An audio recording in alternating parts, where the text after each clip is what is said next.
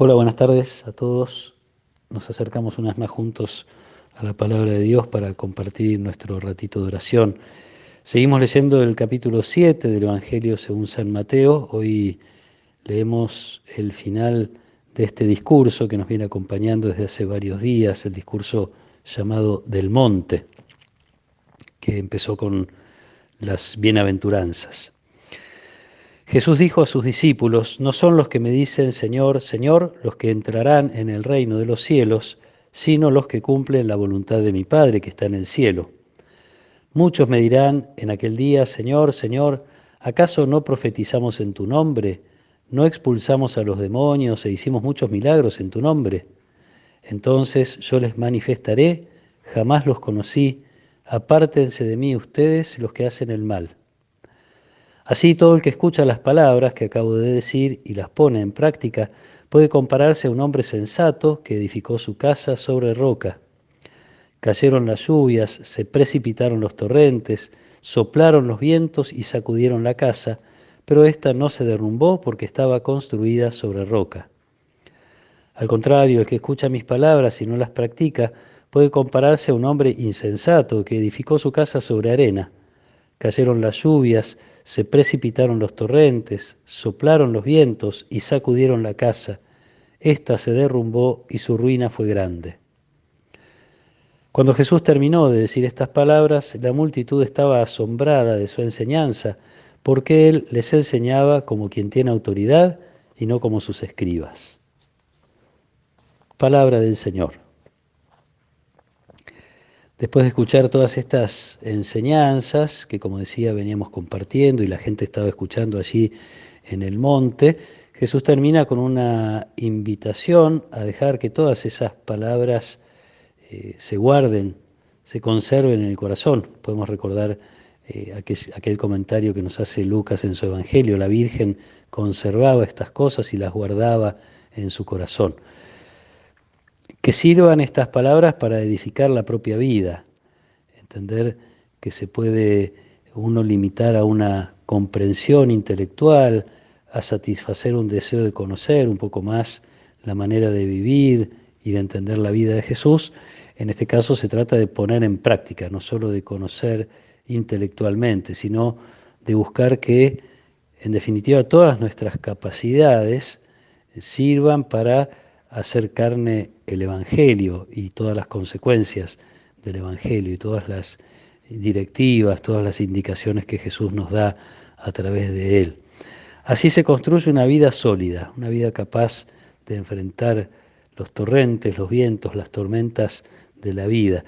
Y curiosamente, aquello que a primera vista a los ojos humanos podría ser signo de debilidad, como es el olvidar las ofensas, el perdonar, el negarse uno a sí mismo por el bien de otros, el no tener riquezas materiales que podrían ser garantías o seguridades de una vida mejor, todo eso que parece una debilidad humana se termina convirtiendo en la mayor de las fortalezas, hacer que la fe no sea solamente de confesar a Jesús, llamarlo Señor, Señor, sino que justamente sus criterios y su palabra vayan haciéndonos, convirtiéndose en luz para nuestra vida, hacer que nuestro encuentro con la palabra de Jesús, este encuentro diario que compartimos, nos vaya modelando, nos vaya permitiendo profundizar cada vez más en lograr un corazón parecido al de Jesús, un corazón como el suyo.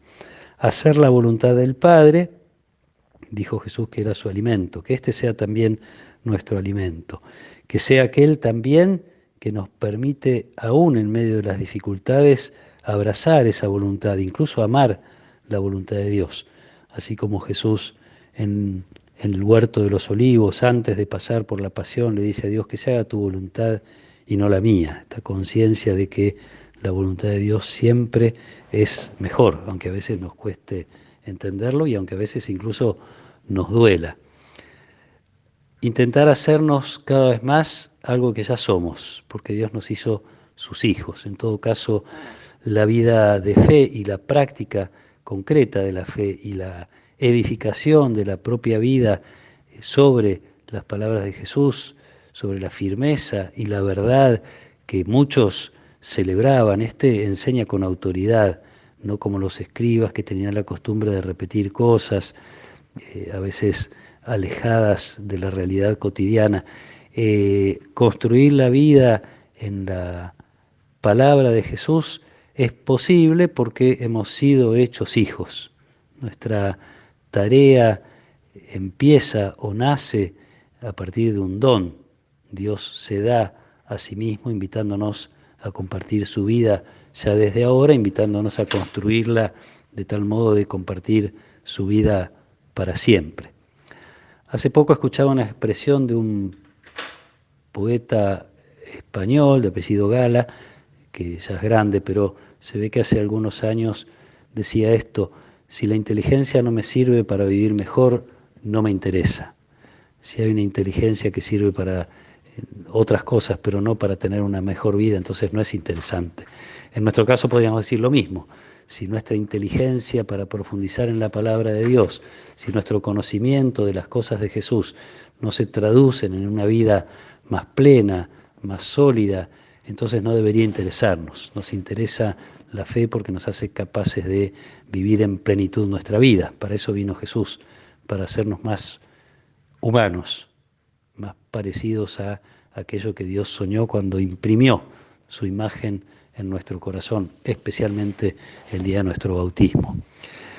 Pidamos a Jesús que nos mantenga atentos, que nos ayude a estar atentos. Pidamos a la Virgen que nos haga fieles a la palabra, capaces de escuchar, de guardar, de conservar y de hacer que esta palabra se convierta en el alimento, se convierta en el horizonte, se convierta en lo que nos permite saber qué caminos elegir en la vida y cuáles no. Que el Señor nos acompañe en esta tarde y que Él nos proteja y nos bendiga. En el nombre del Padre, y del Hijo, y del Espíritu Santo. Amén.